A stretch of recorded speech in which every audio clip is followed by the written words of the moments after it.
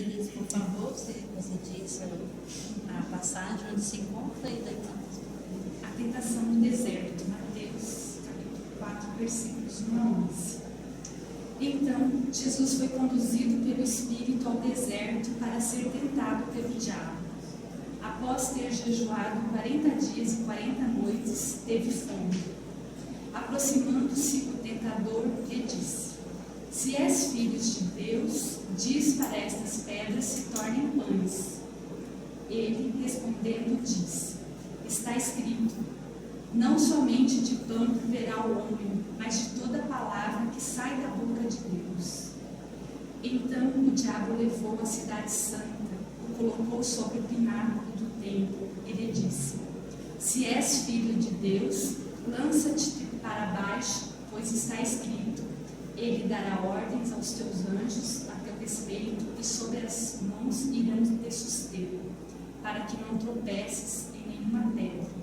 Jesus lhe disse: Novamente está escrito: Não tentarás ao Senhor teu Deus. Novamente o diabo o levou a um monte muito alto e mostrou-lhe todos os reinos do mundo e a glória deles. E lhe disse: Tudo isto te darei se prostrado me adorares.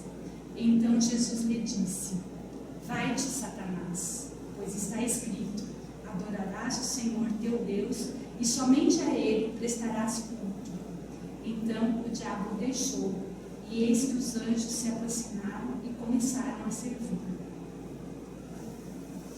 Então, o que nós temos para conversar aqui? Candice, você gostaria de nos orientar nessa conversa, dando assim um pontapé inicial? Eu lembrando de algumas coisas que você já nos ensinou em relação ao estudo, é aquilo que nos causa estranheza, né? Que a gente lê e fala assim: isso aqui está esquisito, por que está escrito dessa forma, né? Então, a gente vê que Jesus foi conduzido o Espírito, e daí em seguida ele fala que teve fome. E é estranho isso, e é difícil talvez assim a gente... Mas se ele estava em espírito, o Espírito não tem fome, é um simbolismo, o que quer dizer isso? Então eu devolvo a condição para você, para te fazer uma pergunta, para que a gente possa então entender melhor esse significado, esse símbolo aí que está meio obscuro, né? É muito interessante porque vocês são espíritas, né? Eu sou católica. E quando vocês, cada um, obviamente, cada leitor do texto bíblico, quando ele lê uma palavra, ele remete aquele vocábulo a um conceito que ele tem. Então, obviamente, quando uma pessoa da religião espírita, ela lê a palavra espírito, ela pensa no espírito no sentido de que o ser humano, que não está mais principalmente no corpo físico, e está na vida pós-morte, ou então pensa o espírito humano, né, que é fora do corpo, ou o espírito humano, como você diz, encarnado no corpo físico. Mas há na concepção hebraica a noção de pneuma, que é espírito, que quando aparece sem um adjetivo, o espírito de Elias, como aparece na Bíblia, o espírito de Elias, o espírito de Samuel, mas quando aparece na Bíblia simplesmente o espírito, é uma forma de nomear a ação divina na história, a ação divina, o agir de Deus na natureza, o agir de Deus no ser humano, quer dizer, um sopro vital que mantém isso aqui vivo e dinâmico. Então, na concepção de quem escreveu, Jesus ser conduzido pelo Espírito até o deserto para ser provado, não é a concepção de que ele saiu do corpo físico e foi até o deserto fora do corpo físico, mas quer dizer que ele todo, corpo e espírito, estão no deserto conduzido pelas inspirações divinas, que ele chama de espírito. Quer dizer, o espírito, se você olhar, é sopro, pneuma é o sopro, é a respiração, é é a ventania, é a vitalidade, é o mover. Então, a inspiração, inclusive, nós chamamos de inspiração, né? É a respiração. Então, está no deserto para ser tentado, mas ele está inspirado por Deus. Ele não vai passar por uma tentação sem as condições de vencê-la. Isso acontece com todos nós. O texto quer dizer que nenhum de nós, nem Jesus, nem nós, passamos por uma provação, por uma tentação, uma provação que na Bíblia é a mesma palavra, sem as inspirações divinas para sairmos dela de forma adequada, para vencermos, para nos conduzir. Ele nos conduz, né? A inspiração divina nos conduz, né? No deserto, nos conduz na tentação. Que digamos assim, esse é um mínimo de compreensão do pensamento de quem escreve, não é?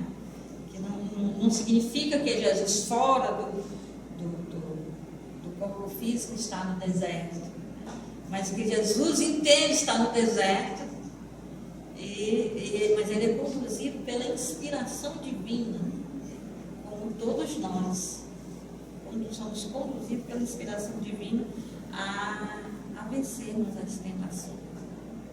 Mas a nossa proposta dessa conversa aqui é sobre mais a questão existencial, que eu acho que o que está aí na pergunta da Candice é: que fome é essa que Jesus tem? Que fome é essa? É simplesmente de pão material? A gente temos aqui os pães, né? Estamos, isso aqui não a gente come, do cenário. Estamos aqui numa reunião fraterna, né? E é interessante que naquele ambiente do deserto da Judéia, que não é um deserto de areia, mas é um deserto de pedras, que lá não chove, lá tem muitas pedras, tem vários tipos de rocha, e tem uma rocha que se assemelha a pão. Então o pão que eles fazem é arredondado, né? Aquele pão sírio, que a gente chama de pão sírio, pão árabe, pão sírio. E tem a pedra que é quase igual. Quem está com fome, obviamente ele não está sem comer nada, ele está em jejum, mas não está sem comer nada. Aí diz que ele não tomou refeição, porque no Oriente tomar refeição é encher a mesa de coisa, e ter essa confraternização.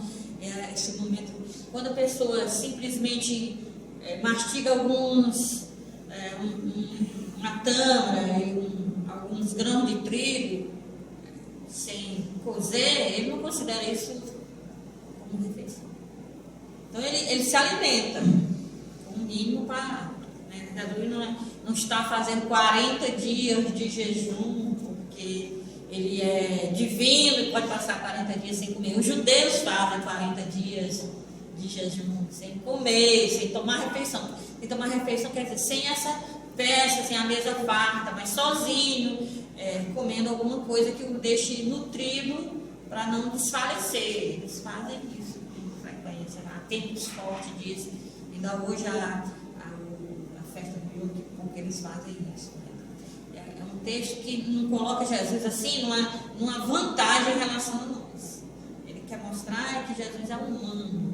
Quer falar da humanidade de Jesus. Jesus vence as tentações como ser humano, para que o ser humano vence as tentações. Então, obviamente, quando ele tem fome, está comendo uns tamareiros, uns tâmaras, uns grãos de trigo que levou, né? Racionando bastante água, mas aí quando ele vê aquelas pedras que parecem os pães, ele sente, né? Até o sabor do pão. Né? Quando a gente faz o jejum, a gente, só de pensar naquele alimento, que é o cheiro que se sente na casa vizinha, então aquilo nos dá o desejo. Então ele está lidando com desejos, o que ele quer, sabendo controlar o desejo que ele quer. Que fome é essa? É a grande questão, né?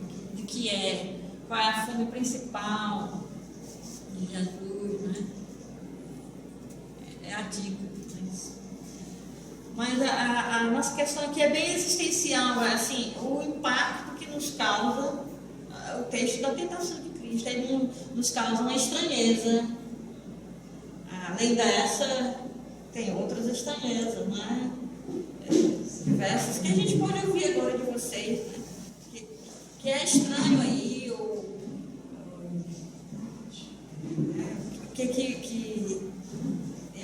quando escuto esse texto das tentações de Cristo, eu como católica, eu não tenho problema nenhum, eu só penso na quaresma. O católico, ele passa a quaresma, são os 40 dias antes da Páscoa, que nós evitamos de se esbaldar em alimentos, a partir da função que a pessoa exerce. Ela, no caso religiosa, por exemplo, ela pode fazer um jejum mais rígido, uma renúncia diferente, mas ela vai fazer 40 dias que ela vai vencer alguma coisa, um forte desejo, principalmente no âmbito da alimentação. Algumas pessoas são muito dependentes de refrigerante, uma coisa assim, ou do chocolate, de alguma coisa que lhe faça ter controle sobre si mesmo. Então não me causa estranheza a tentação de Cristo, 40 dias no deserto. A tentação de Cristo é quaresma. Então na quaresma como a gente evita, se a gente disser assim, nesses 40 dias da quaresma eu não vou comer chocolate, o que mais vai ocupar a sua mente é chocolate. Principalmente se você gostar muito. Então eu vou escolher uma renúncia daquilo que parece que eu sou fanática, porque eu sou dependente, né? Então é isso que eu vou escolher, porque eu tenho que me controlar. Se for uma coisa fácil, eu não vou escolher isso. Mas é nisso que eu vou pensar, isso vai estar ocupando a minha mente. Eu vou dizer, mas porque eu sou hoje. Mas aí sou eu que me vigilo, não é alguém. Fui eu que cumpri, fui eu que prometi, isso eu tenho que cumprir. Mas eu vou dizer, então, isso para mim não é assim uma coisa extraordinária. Para mim, isso aí é uma quaresma em que a gente é tentado a fazer aquilo que a gente se propôs a não fazer. Então, não me causa, é o primeiro texto na quaresma, das tentações de Cristo. É o primeiro texto que a gente vai entrar nos 40 dias, que é o dia que a gente vai escolher o jejum, a renúncia, a abstinência. É ali que a gente primeiro lê e escuta a explicação desse texto, sem essas questões diabólicas que hoje em dia se enfatiza tanto. A gente só vai ser instruído e que a gente vai querer exatamente aquilo que a gente se propôs a renunciar. Para mim não há estranheza. Para algumas pessoas esse texto é motivo de coisas estranhas, para outras pessoas é motivo de enfatizar uma ação diabólica. Então tem muitas coisas, mas isso aí é com vocês, né? Já falei demais e estou aqui porque você diz essas coisas todas. É como você disse, irmã, a gente ouve a lição, ouve o ensinamento, a gente passa, né, pelos conceitos que a gente tem da doutrina espírita, né? E me chamou assim a atenção ali quando, depois que tentado, né, que no caso ali foi prometido a ele, né, as coisas materiais, todo mundo, né, que ele pudesse renegar as coisas espirituais.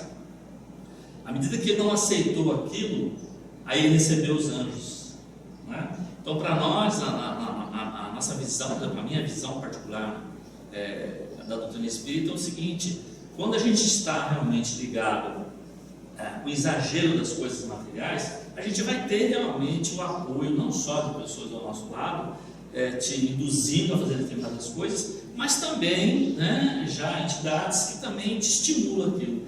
Enquanto você está ali, né, o seu anjo de guarda ele não consegue muito ter acesso. Ele não consegue. Quer dizer, você tenta, mas você está totalmente voltado, né, para aquele vício, para aquela coisa que seja, né? Isso é uma coisa que é do seu desejo e que não é importante para você. E a gente dá valor às vezes para aquilo.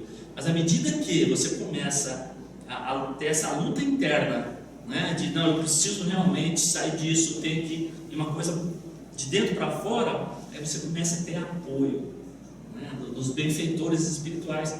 O que veio a passar? À medida que ele renegou, né, no caso ali as coisas do demônio, né, os anjos vieram a cercá-la. Nós estamos aqui para te dar apoio no momento que você teve a iniciativa de sair desse desejo, dessa paixão que seja. Então me passou isso aí. Eu lembrei agora um caso que meu irmão me contou, a questão do desejo de São Francisco de Assis, que ele estava faminto, estava assim, sabe, andando na neve, estava demais de fome, cansado, com frio. Aí chegou num lugar assim, aí falava, tem uns pãezinhos aqui para vocês comerem, né? Então ele, junto com os outros, né, chegou lá, aí serviu os pãozinhos, aí aquela fome que eles estavam, aí o São Francisco pegou, antes de comer o pão, pegou cinza e jogou no pão, né? Como é que é isso? Não, porque eu tenho que me alimentar, não posso ter o prazer do pão, sabe? Então, eu tenho que me alimentar, quer dizer, esse é o desejo, né? Quer dizer, a gente se alimentar daquilo que é necessário, não fazer daquilo um ritual, né? Como é que fala assim, uma admiração tão grande que a comida vai te dar. A comida é para se sustentar, né? Como o carro é para te carregar, ele não é um elemento para você ficar adorando, né? Então eu me lembrei dessa passagem, né, de Francisco de Assis. Também uma coisa que é sugerida, porque você sabe que todas essas coisas que são sugeridas, né, pelo diabo, né, são coisas boas. Não há nenhuma dessas coisas que seja ruim. Que mal há em você comer pão, né, que é a comida lá dos judeus. Que mal há em você estar com fome e querer comer. Me diga o que é isso. Aquela coisa maravilhosa, sentir o sabor do alimento, o cheiro do alimento. Que há de errado em quem está com fome comer? Nada. O que há de errado em que uma pessoa que veio com uma missão como essa de Jesus, que é divulgar a mensagem do Evangelho, o que há de errado em ele ser conhecido pelo máximo de pessoas? Porque a sugestão de que ele pule do templo lotado, e não aconteça nada, que ele saia de asa delta sem asa delta, do pináculo do templo flutuando até lá embaixo, que ele vai ser conhecido por todo mundo, vai ficar parado e escutar o que ele tem a dizer, o que ele tem a dizer é maravilhoso. Qual é o problema nisso, Júlio? Não é? Qual é o problema disso? Qual é o problema em você que tem uma missão de divulgar uma mensagem, e essa mensagem tem que alcançar o maior número de pessoas e você fique conhecido do maior número de pessoas? Faz parte da sua missão. Até vai te auxiliar na missão. Não há nada de errado nisso. Então, todas essas coisas que são sugeridas, que mal há em alguém que veio, que é o como você diz, o governador do orbe de Comarodo, né? Que mal há em governar todos os reinos da terra. Ele já governa tudo. Agora os reinos da terra estavam sendo governados pelo imperador César, imperador romano. Um imperador que era um fracasso como governante. Que mal há em tirar esse imperador e colocar Jesus no lugar dele, que vai governar da forma correta? Não há nada de errado. Aí é que está as tentações, aquilo que é sugerido, não é errado. Não, eu não disse mate alguém. E a tentação mais fácil de se cair é a tentação de fazer a coisa boa e certa. Porque você não vê nada de errado nisso. O que há de errado nisso? Agora, os meios justificam os fins. É isso. A forma como vai ser feito é a forma correta. O que é importante para Jesus é não passar fome. Ele tem poder para transformar, como você diz, manipular o fluido cósmico. Né? Também aprendi essa. Ele não pode manipular um fluido cósmico que há pão para ele comer, certo? E aí ele não passa pela experiência humana que é sentir fome. E aí ele vai exigir de nós que sintamos fome, mas ele mesmo não quis sentir fome. Na hora que o estômago roncou, ele disse: não, vou já pegar um pãozinho aqui no deserto, transformar uma dessas pedras. Então ele não passa pela experiência humana. E aí a gente passa. Como é que pode dar exemplo para nós? Quer dizer que se ele não consegue dar conta de passar fome, então como é que ele pode exigir que uma pessoa que faça algo errado para se alimentar seja tratada como errado? O mais importante é isso. São essas questões, né? Então, fazer da fama nela mesma um motivo, um meio para conseguir divulgar uma mensagem boa, é certo? É certo querer. Nós estamos num momento em que tinha uma deusa, me esqueci agora, uma deusa grega, que era a deusa Fama, traduzido para o português seria Fama, esqueci o nome grego dela. E ela era muito adorada. E há pouco tempo eu li um artigo que falava a deusa, lá, que significa Fama, é a deusa mais adorada na nossa época. Ela fazia as pessoas conhecidas de todos. Os seus devotos eram todos conhecidos de todo mundo. Mas ela tinha cobrava muito caro para que a pessoa se tornasse famosa. Ela sacrificava a privacidade, a individualidade, a ética das pessoas. E ela é uma das deusas mais adoradas. Então, o que me encanta nesse texto é porque são questões humanas, de todo ser humano, que Jesus está passando por isso. Vale a pena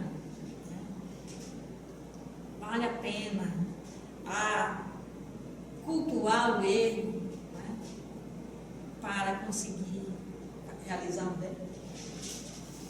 O que você acha? Está tão calado. Irmã Ila, eu vejo uma profunda discussão. Eu tenho uma formação católica antiga e me tornei espírita, e eu nunca conheci o Jesus histórico. Eu conheci esse Jesus traduzido nos livros, que me dão uma dimensão de tudo ficar um pouco mais distante do que a vida. E quando eu ouço um texto profundo desse, me volta as perguntas que eu tinha do Jesus homem que veio nos educar. Quando eu vejo as 3 tentações, eu descrevi aqui, me parecem planos diferentes de tentações. O plano físico, toma um alimento. O plano mental, o poder é seu. E o plano espiritual, adore a mim e negue o seu pai. Eu pergunto à senhora, se nós, nessa mudança que necessitamos, como pessoas que estão aprendendo a amar, não se faz necessário termos uma visão desse Jesus que eu estou me perguntando, que a senhora hoje, na sua palestra de manhã, nos trouxe ele. Como agora, ouvindo isso, eu vi o Jesus sofrendo as mesmas tentações que eu fisicamente sofro. Não é? Os poderes, a comida representando tudo que o poder financeiro pode mudar. O poder de eu chegar lá, cuidar de uma cidade, a minha mente poderosa, eu dominar os outros. E depois eu abandonar Deus, que está meio pesado, e ir para o lado dele. Não é esse momento que a senhora está aqui vindo discutir conosco nossa visão, a nossa sentimento de religiosidade entre espíritas e católicos. Parabéns. Primeiro, você tem muita coragem para isso. Então você é muito maluco. Os loucos têm coragem. Tem que ser mais forte, melhor a coragem. Mas a senhora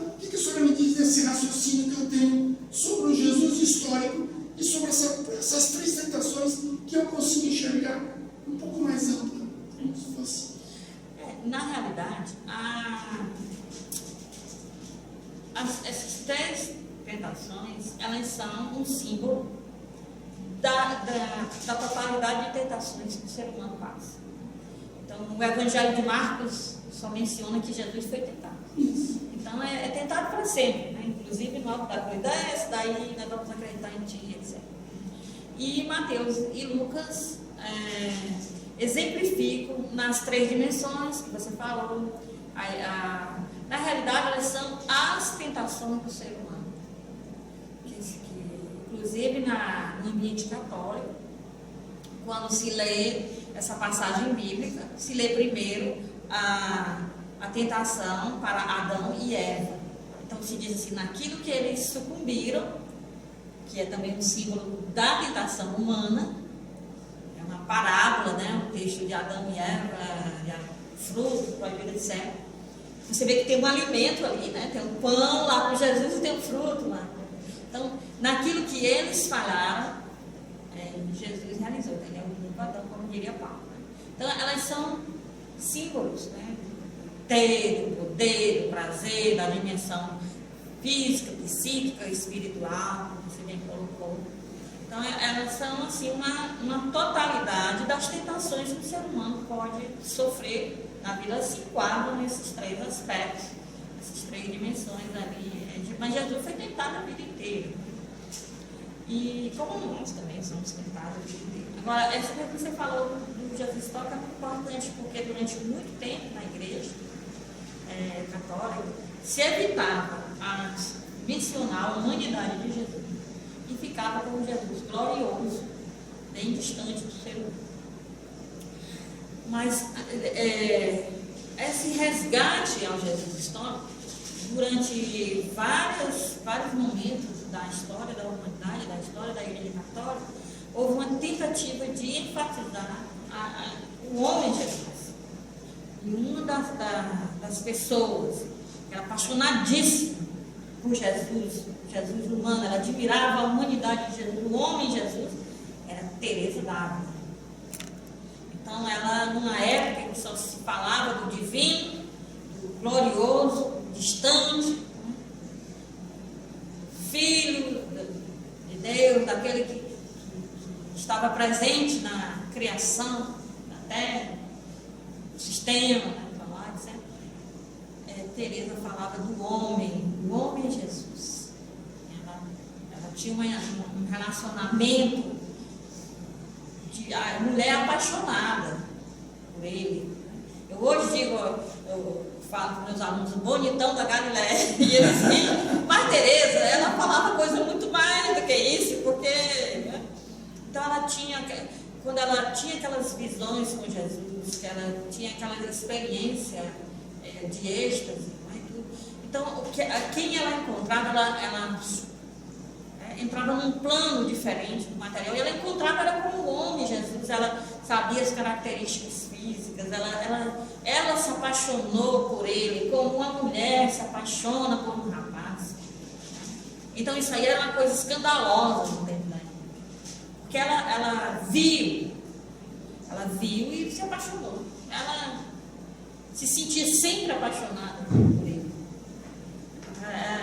Ela se identificava como alguém que, na experiência dela, foi sempre apaixonada por ele, pelo homem, né?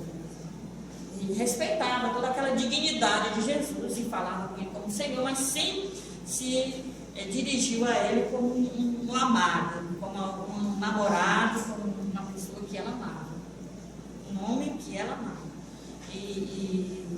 Então, tentaram convencê-la de que isso era um pecado gravíssimo, mas ela não acreditou. Ela não aceitou. Mas, desde a década de 62 até 65, 1962, 1965, foi feito o Concílio Vaticano II, em que todos os bispos se reuniram no Vaticano, sob a presidência do Papa, fizeram uma grande reunião. Primeiro foi o João 23 que começou, ele morreu no meio do concílio e Paulo VI continuou, terminou o concílio. Então, muita coisa foi mudada, houve muita reforma na igreja. XXIII abriu as janelas do Vaticano e disse: vamos deixar entrar um ar, e aqui está tudo mofado, tá? Tem mofo em todo lugar, tá? Uma estrutura arcaica e que não penetra, não tem a penetrabilidade do sopro divino, porque está tudo fechado. Vamos nos abrir para a modernidade. Então há uma volta dentro da Igreja Católica para o Jesus histórico. E hoje em dia, o que se tenta passar para as pessoas não é evangelização, é menos conceito e mais experiência de fazer aquilo que os textos bíblicos dizem, assim como a teologia de João, né? A literatura de João diz: nós tocamos, nós apalpamos, nós abraçamos. Né?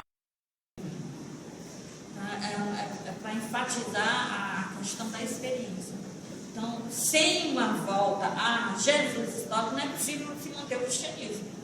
Porque se eu não me relaciono com ele como amigo, como alguém que eu amo, como alguém que eu confio, como uma pessoa de alta grandeza, mas alguém, se ele se torna um conceito, uma doutrina, não existe futuro para o cristianismo, para nenhum grupo cristão, nenhuma expressão cristã. Né?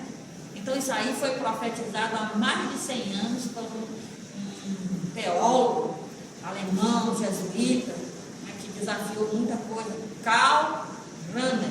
Ele disse: ou o cristão do século XX, nós já estamos no XXI, se torna um místico, uma pessoa que tem experiência, ou entra no mistério de Cristo, místico no sentido de entrar nesse mistério e pegar nele, ou não haverá cristianismo. Ou se faz uma experiência com esse Jesus, ou não há possibilidade do cristianismo permanecer. Vai permanecer o evangelho, aquela mensagem, mas aquele sistema que é o cristianismo antigo, é um segmento, é uma convivência com Jesus. Convivência. Os apóstolos foram convidados para conviver. Mas, desculpa de novo, me estendi, né? Acho que é bom as duas aqui falarem.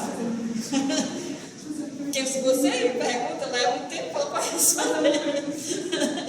Eu acho que eu ia perguntar o que está nesse caso, toda essa experiência, todo esse estudo sobre a Bíblia. Eu queria só ver se eu poderia entender dessa forma, eu estou entendendo dessa passagem, assim, pessoalmente para mim.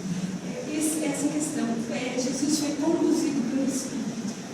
Naturalmente, do que a gente conhece, Jesus estuda e sabe ouvir dizer, ele se deixou conduzir, porque ele poderia, né? Então, se ele se deixou conduzir, foi para nos passasse assim uma experiência para que a gente tivesse um ensinamento.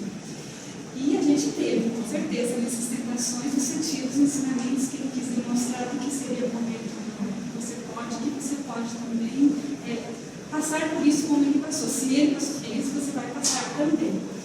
E esse está escrito aqui de fato tem várias vezes, está escrito. Seria o sentido de que ele quis nos dizer que a gente tem as regras que estão aí, que já foram fornecidas, né, pelo Criador, e que a gente, diante de uma situação dessa, de tentação, de desejo, a gente teria esse roteiro que a gente segue isso, que é assim que você vai superar ou não ser, não cair nessa tentação.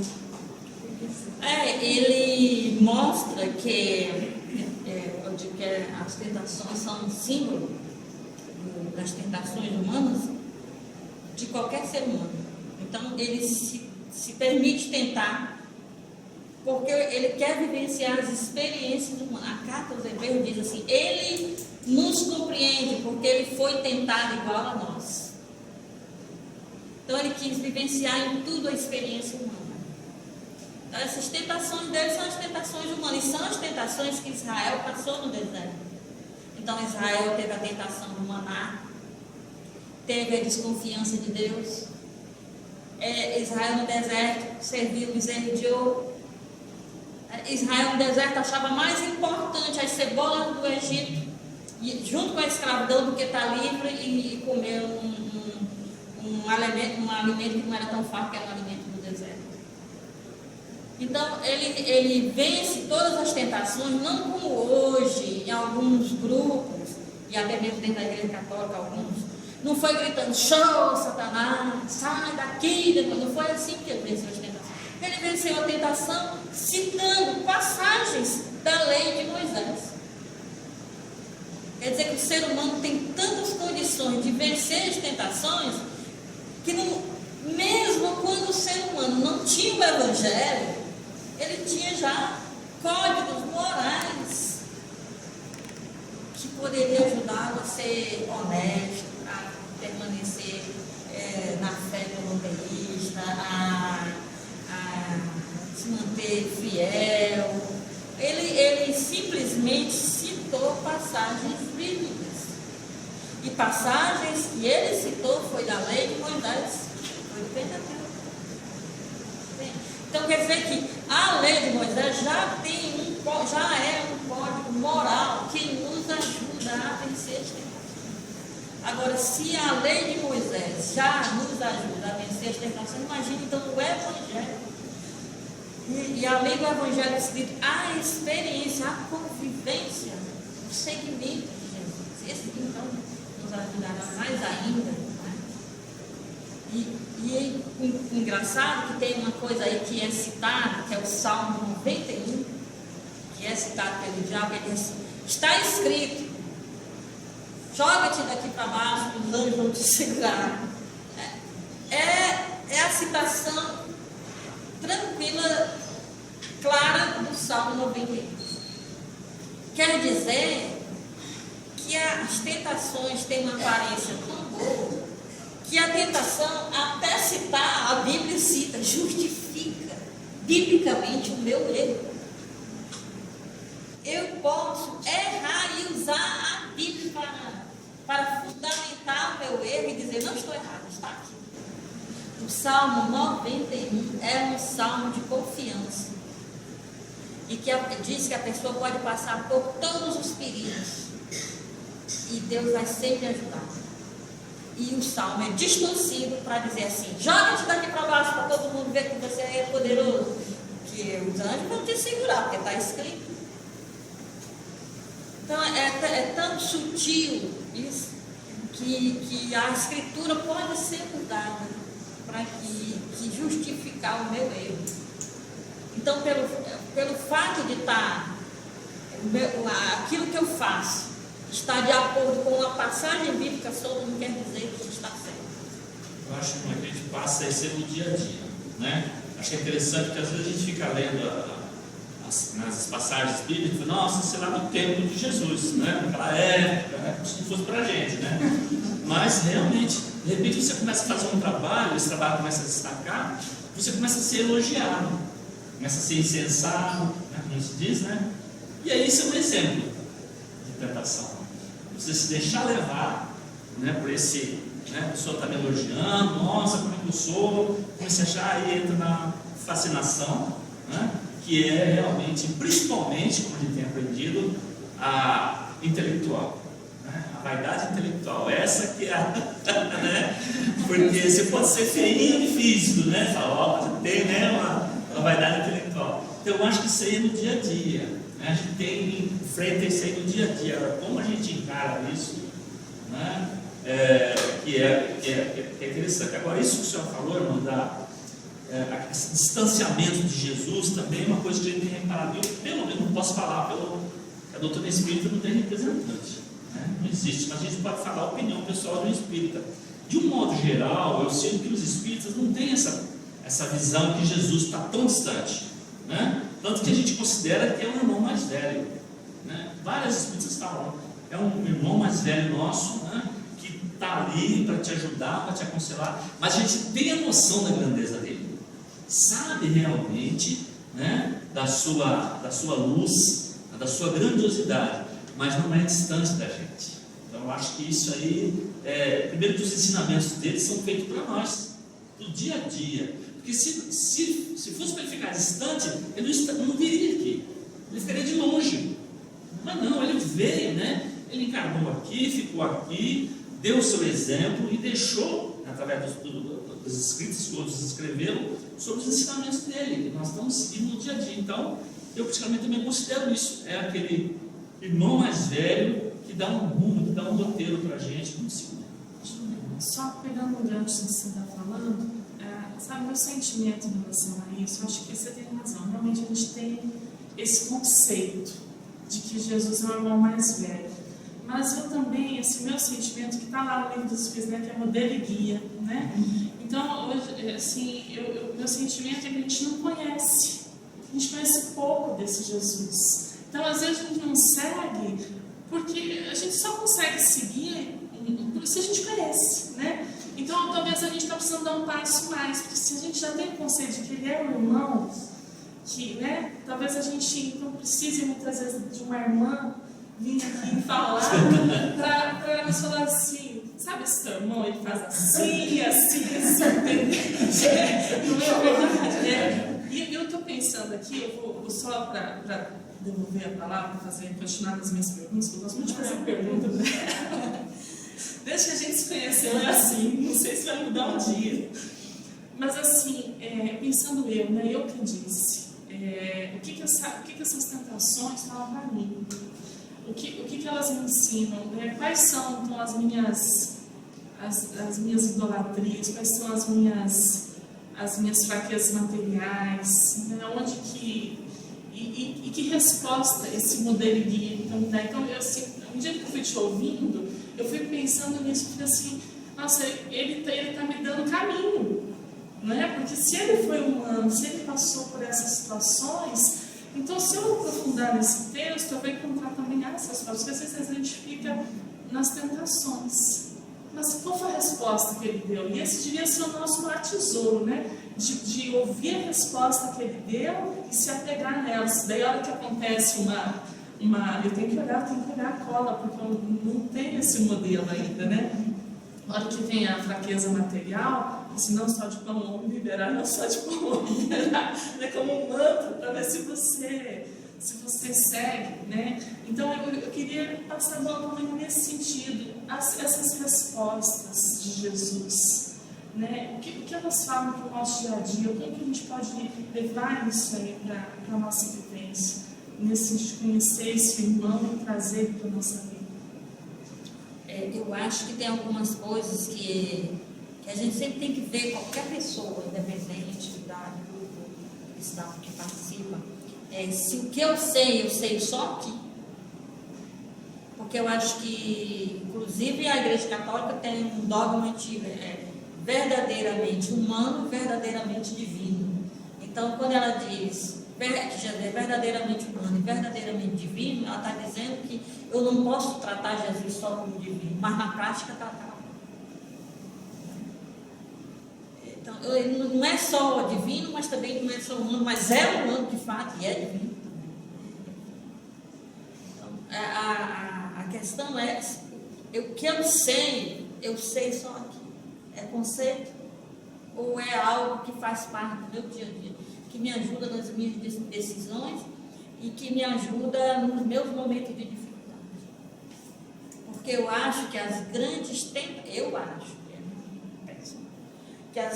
tentações da nossa época é a depressão em relação ao passado, porque eu fico sobrecarregada com muitas coisas que eu trago da minha história pessoal.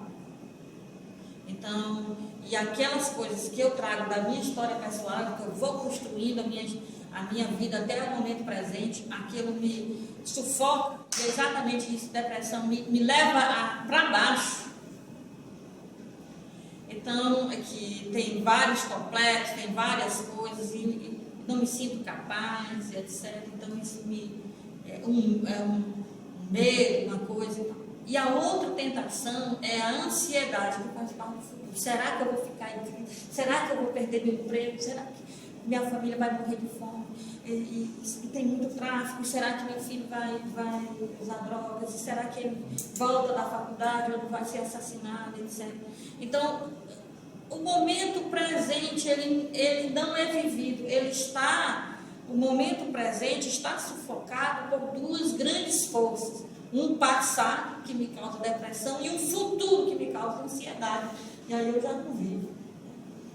Então, eu acho que essas duas formas de encarar a vida, porque eu lido todo dia com o ser humano. o meu laboratório, a minha oficina é uma coisa chamada humano.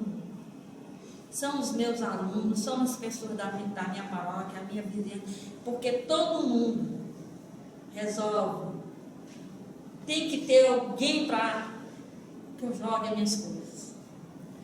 Tem que ter um ouvido para eu lançar aquilo que me perturba. E tem bem ali uma casa de irmãs. Aqui no bairro tem uma casa de irmãs. Né?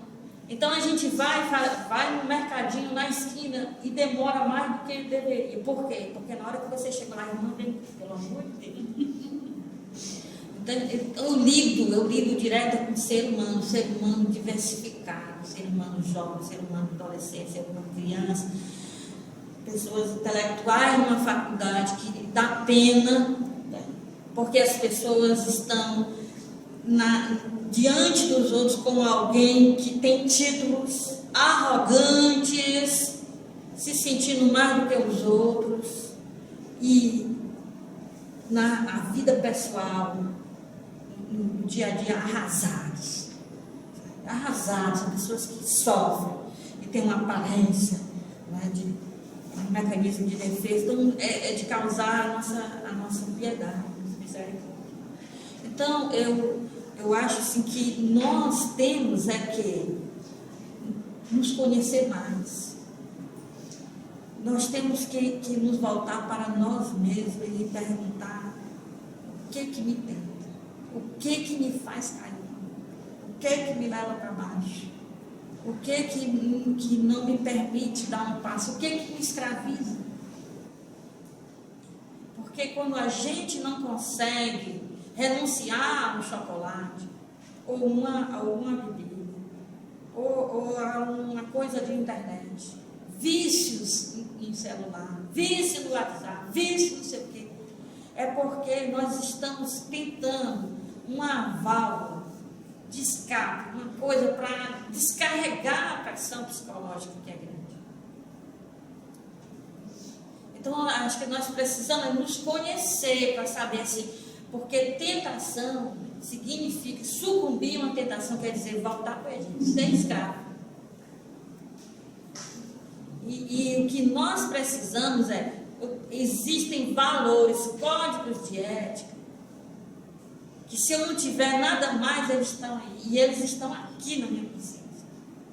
A carta de Paulo ao Romano diz que os gregos não têm a lei de Moisés, eles têm a lei escrita na consciência.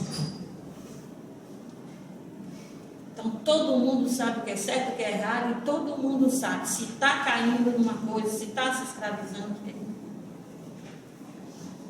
Então, assim, o meu recado agora, nesse final de conversa, que eu desejo é que as pessoas tenham mais momentos como esse, em que a gente não tem receio de se expor, de se admitir humano, de se admitir fraco, de saber que eu pertenço a um grupo religioso que me ajuda a caminhar, mas também há falhas em mim, e a falha no meu grupo também, que é feito de pessoas humanas, que eu posso tocar ideia com pessoas de outra. Como é bom a gente não ter que se aparecer diante do outro como alguém que é feliz sem ser. Dá licença, eu tenho direito de um dia ficar triste. Meu pai morreu, eu expressei que estava triste, todo mundo resolveu tirar essa tristeza de mim, mas como que eu posso tirar uma tristeza de mim se eu perdi um ente querido? É natural. Eu sou humana, eu sou a irmã Aila humana que chora, que tem problemas, que precisa conviver numa comunidade para se apoiar, que é avaliado, que a irmã chega assim, não, está exagerando isso aqui, não é? Então, o que eu acho que a gente tem que não ter medo, não tentar parecer um ser divino, que é porque Jesus, sendo divino, não ficou preocupado em se aparecer como humano. Então, se ele que é divino não se sentiu desconfortável, nem constrangido, nem envergonhado de vivenciar experiências humanas, eu não sei por que eu teria que mostrar que tudo vai bem comigo, que meu casamento vai bem, que eu está tudo bem com meus filhos, que eu estou uma pessoa realizada profissionalmente, que eu estou bem financeiramente, crise não me atingiu e está tudo bem para mim. Não, isso é impossível. Isso é impossível. Então, nem a gente tem que encontrar um equilíbrio, nem a gente ser uma lamúria, né, não saber valorizar o que Deus nos dá.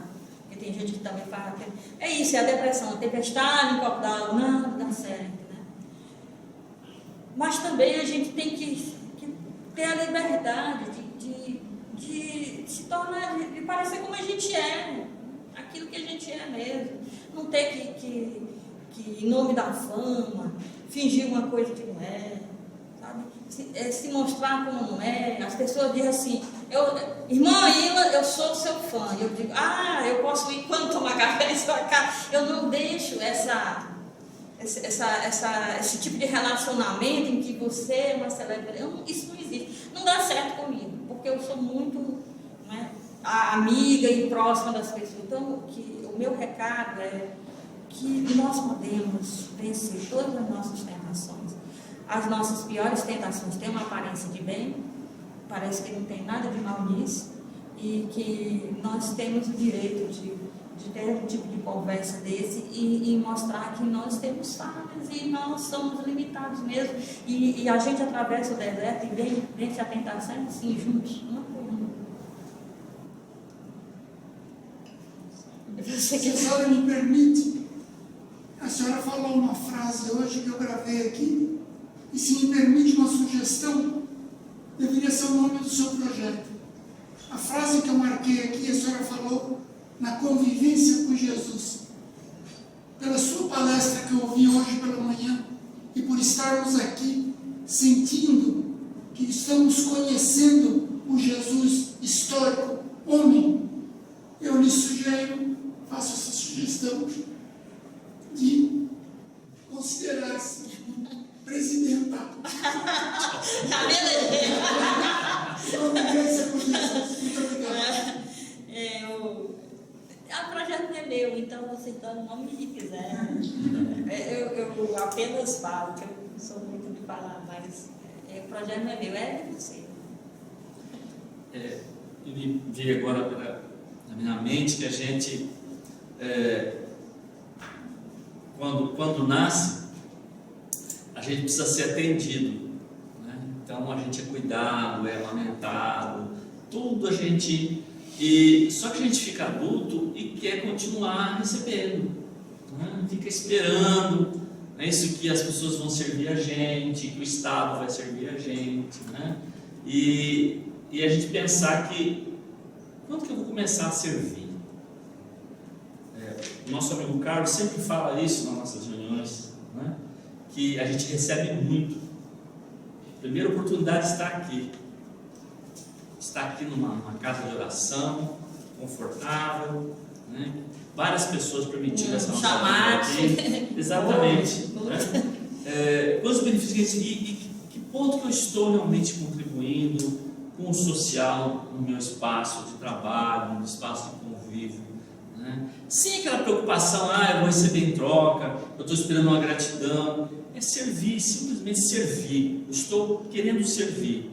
Não ficar escolhendo, inclusive, né, o trabalho que vai ser feito, mas quando é chamado, quando é convocado, servir. Eu acho que isso serve para mim, principalmente, né? Eu acho que é interessante reparar até que ponto que eu estou sempre cobrando que as pessoas nos deem as coisas, nos sirvam as coisas, até que ponto que realmente eu estou procurando servir. É o exemplo que nós tivemos de Jesus. Então, vocês duas estão faltando o recado final para a gente fechar, porque nosso tempo está bastante adiantado. Eu só tenho a agradecer, né, pela oportunidade, por estar aqui. Achei muito legal o nome, Convivência com Jesus, e é um lugar que a gente pode buscar esse alimento, né, para saciar a nossa fome. Fome de quê, né? Fome de quê? É muito bom, é gostoso conversar e trocar, né? O que o outro fala nos leva a outros lugares, né? Então eu agradeço muito essa oportunidade da conversa fraterna e espero que ela se repita muitas vezes. E o sentimento que fica é assim de que eu preciso continuar, né? Porque eu fiquei com um monte de perguntas nesse texto, ainda bem que não vai para um chat, porque a gente vai continuar a conversa lá. Exato. Nós vamos encerrar aqui a parte da gravação, porque chegou o nosso tempo, mas nós esperamos que vocês comentem aí no chat, nos comentários. Continuemos essa conversa de outra forma. E obrigada a todos que estão aqui para conversar e aqueles que assistiram. Tchauzinho para vocês.